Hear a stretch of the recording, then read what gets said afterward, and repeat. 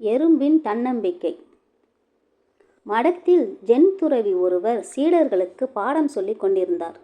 அப்போது அவர் சீடர்களுக்கு துன்பம் வந்தால் தன்னம்பிக்கையுடன் மனதை தளராமல் இருக்க வேண்டும் என்ற ஒரு புத்தியை அவர்களுக்கு புகட்டுவதற்கு ஒரு சிறு கதை சொல்லி புரிய வைக்க நினைத்தார்.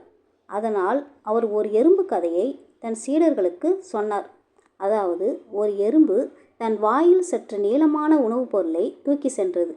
அப்போது அது செல்லும் வழியில் ஒரு விரிசல் தென்பட்டது. அதனால் அந்த எறும்பு அதை தாண்டி செல்ல முடியாமல் தவித்தது. சற்று நேரம் கழித்து அந்த எறும்பு தன் உணவை அந்த விரிசல் மீது வைத்து அதன் மீது ஊர்ந்து சென்று விரிசலை கடந்து பின் தன் உணவை எடுத்து சென்றது என்று கூறினார்.